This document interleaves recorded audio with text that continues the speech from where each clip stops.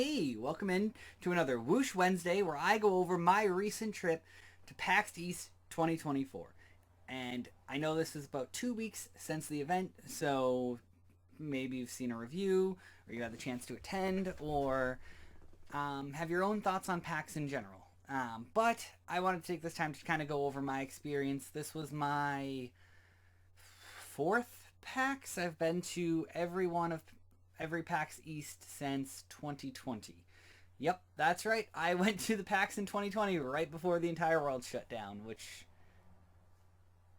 could have been smarter at. But I did not get sick, so I was very fortunate. But definitely it was around the time where everything was beginning to become news and all of that. So 2021 there was not one, 2022, 23, and now 2024.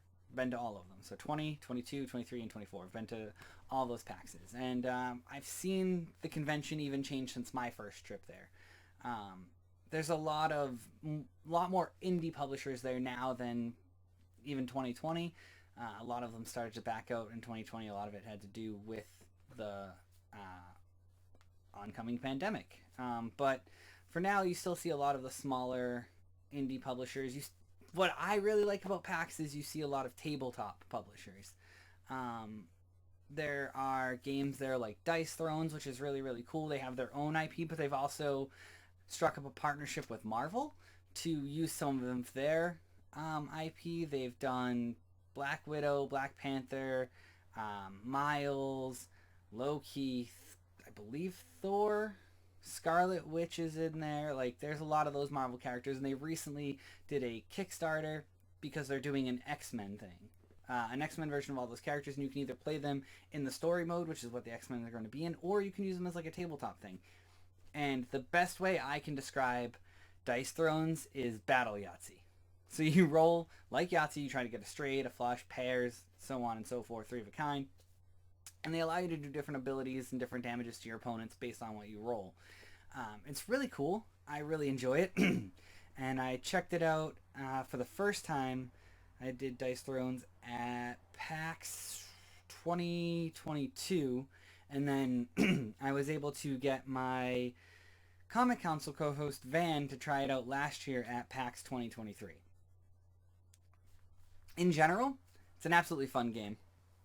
It's really, really cool that there's a comic connection there. So definitely go and check it out if you have a chance to try out the game. If you have like a local board game cafe or you find it on sale at Target or something. Definitely go ahead and make sure you check it out. Now, what's cool and kind of interesting is there's a lot more things there than just like Dice Thrones and those kind of games. There are trading card games, so Magic. There's Pokemon. I believe, well, I know Lorcana was there this year. Flesh and Blood had a presence there. But a brand new game that came out on March 8th was Star Wars Unlimited. Really, really cool. They actually had a demonstration there so you could learn how to play the game and try it out. And if you did, you ended up getting some promo cards to go along with it. And on top of that, honestly, that booth didn't have any for sale. Their idea was to try to get you invested in it. So they didn't offer that, but they did actually have some of the game designers there. So you could get your promo cards signed by the game designers, which was really cool, which I did take them up on. It was really, really fun. It was enjoyable, and I was debating whether or not I was going to actually pick up the game before I went, because obviously, huge Star Wars fan, so why wouldn't I pick up the game? But something I don't talk about a lot on the channel is I did recently get into into Magic, and I'm trying not to spread myself too thin between collecting the comics I love, collecting trading card games, so Magic was something I wanted to focus on. I really enjoy it. I have a lot of fun playing with a lot of my friends. Star Wars Unlimited is probably like the third or fourth maybe Star Wars TCG they've come out with. So hard to get a lot of people to trust that they're going to follow through and support the game enough to do it.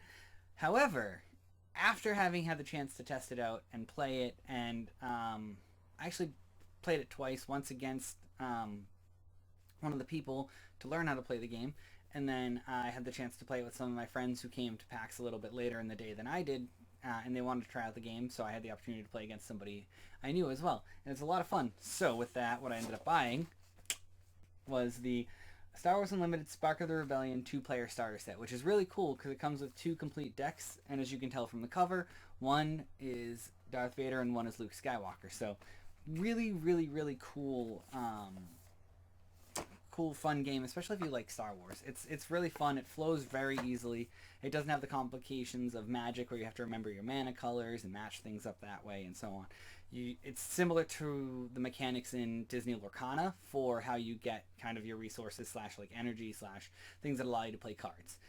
So really, really cool, fun game. I ended up buying a lot of Magic cards in the sense of getting some boosters and playing sets with my friends that were there, which was really fun. So that was cool. I got to go to my first ever tabletop RPG live show, which was by Cast Party. There's some negative things around that show now, but on the night of, it was really, really fun. And it's not the Cast Party cast's fault. There was one person who they were going to introduce that they're no longer introducing into their show or their campaign 2. But honestly, everybody who was remaining on there were hilarious. The show was great to go to. It was really, really fun to actually check out one of those for the first time. Never had the opportunity to do that. I did some more shopping and some more testing because I went 2 days. And on the second day, I ended up picking up this really, really cool shirt from Nerds Clothing. And the reason, there's nothing on the front here to really give away why I did it. But if you look at the back here, the Mighty Dorks and the symbol of the Mighty Ducks. So, yes, count me in. This shirt is amazing. As a huge fan of the Mighty Ducks, I buy basically a nerd shirt every year I go. It's kind of one of my little mini traditions, and I wasn't sure I was going to do it this year, but I saw this shirt, and I could not pass it up. So definitely had to pick that up. And I guess lastly, because I don't want to run on too long, I picked up another tabletop game that was a lot of fun. I think myself and my friends there sat at the table for about 30 minutes, all of us taking turns playing this game, having a complete blast. What's really, really cool is, as a soccer fan, and a Major League Soccer fan and a New England Revolution fan, they actually have a licensing agreement with Major League Soccer to use the teams and create these things with those team logos on them. So what am I talking about? Well, what I'm talking about is an amazing game called Beano. And basically, it is like Flick Foosball. Let me take it out of the box for you for a second. It is an awesome game. Because I don't think the box does it justice for exactly how it looks. But, alright, let's see. So, this is what it looks like. It is a legitimate, like, mini soccer field. You can get yellows cards for free kicks. You can get red cards. If you get red cards, these get removed. And you play down a player. And you flip. The reason why you can see this poker chip here is you flip it. Your opponents decide heads or tails, or yellow or red. And then if they win, they pick which piece gets removed on a red card. And if you win, you pick which piece gets removed. So it's really, really cool. Really, really fun. It gets really, really competitive. And like I said, I literally spent about a half an hour just playing it, having a blast, and just enjoying it. And it was so much fun. I'm not the only one who walked out of it with one. Another one of my friends bought one there. So really awesome. To the point that, like, I think after I bought it, I went over to the tabletop area of PAX because they have this awesome area where they have an entire game library that you can check out for free just using your pass. So you can pick one up and play it with all of your friends. I went over there. They had picked out a couple of games to play. And when I put this down on the table, everybody was curious what it was. And when I showed them, we ended up playing this for another hour, sitting down at the table after having checked out games from the library to play for free. So it was a funny just set of coincidences. But I'm really, really stoked I bought it. And overall, I'm really, really stoked to have gone to another PAX and had another amazing, amazing time. And shout out to my Comic Council co-host Van again. He managed to win himself an amazing gaming PC because he's been going to PAX since the very, very first one. He wears all of his passes every year as a badge of pride because it's pretty awesome that he's gone to every single one that he's been able to. Um, and he deserved to win it, so congrats to him. Could not be happier for him. Could not have happened to a better person. Um, so I just wanted to give him a little bit of love on here for winning it, for going the whole time, and for crushing rock, paper, scissors to bring it home. So, way to go.